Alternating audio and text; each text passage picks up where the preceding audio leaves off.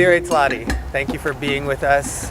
Thank you for allowing us to interview you. Thank you for having me. Yeah?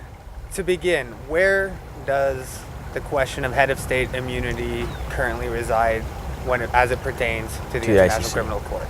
I think it's very complicated. So it's obviously in flux because there have been decisions that have been issued by the ICC itself. The ICC pretrial chambers have issued decisions, but these decisions have been, at least in terms of their rationale and their reasoning, have been inconsistent and really mutually exclusive. What's more, in the South Africa decision and the Jordan decisions, we even have for the first time a minority opinion, and the minority opinion is not just a minority opinion in the sense that it offers an alternative, but it's also a minority opinion that's very critical of the majority. It says the reasoning that you have given is totally flawed. I mean, I think this is deeply problematic. Now, of course, you have then the possibility for at least the final outcome, at least within the ICC structures itself, because the appeal chamber will now hear Jordan's appeal and potentially settle the matter, at least within the ICC. That still doesn't fully settle the matter because there remain other avenues, in particular the possibility of an ICJ advisory opinion. What are the stakes? So how important to the project of international criminal justice and to the ICC in particular, how important is it that this question regarding head of state immunity be resolved?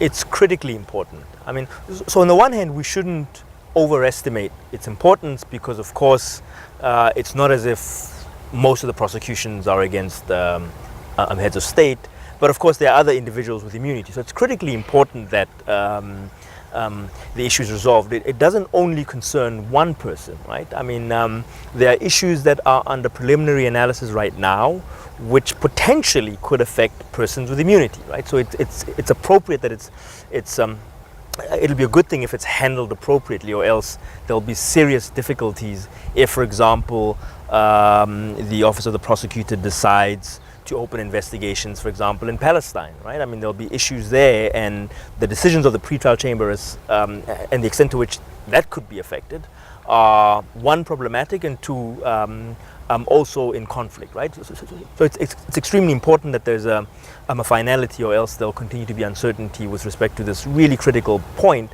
which puts states parties in a very difficult position. So states parties who want to comply with the decisions of the ICC really have difficulty. So it's important that there's a resolution to the question. All signs currently point to the UN General Assembly asking the International Court of Justice for an advisory opinion on where head of state immunity currently resides with regards to international law. Do you think that advisory opinion, or that potential advisory opinion, will settle the matter? Or are there other issues? You've mentioned the Jordan appeals. What will help settle? What things will help settle this question? So, do I think that the ICJ advisory opinion could settle? Yes, if the question is drafted correctly. So the ICJ responds to a question. Now, if you draft the question very broadly, the ICJ could answer that question and it still couldn't resolve. I think it's important if you're going to have a question that it's drafted narrowly enough that the ICJ knows exactly what the problem is. So take out anything on which there's general agreement, right? So for example, there's general agreement that in general heads of state are absolutely immune. Make it clear that the question is not about that. The question is about the interaction of these three different sources.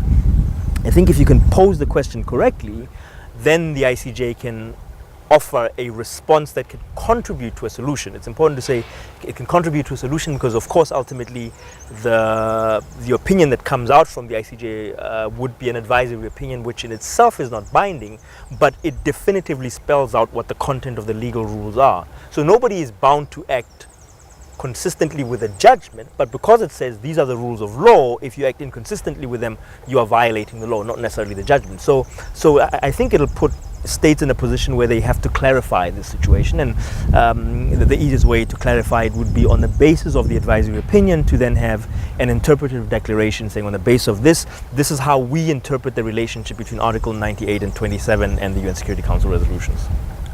A lot of international criminal justice and ICC issues end up being having a narrative that pits good versus bad or good versus evil. In this debate on head of state immunity, that seems to happen as well, that the people who are saying immunities for heads of state are waived before the ICC are the good guys, and then those who argue, well, hold on a second, international law isn't that clear, there may still be immunity for heads of state, are somehow the bad guys.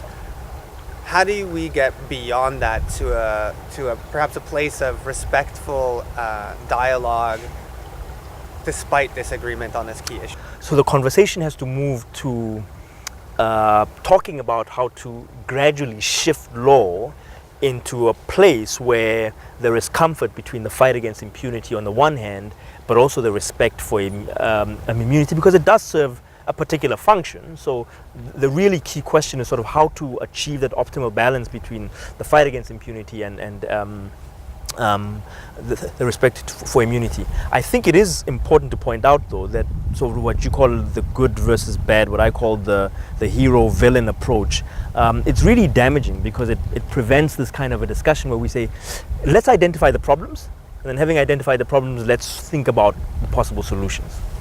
Dear Tladi, thank you very much for Thank you very joining much. us Thank you today. for having me. You.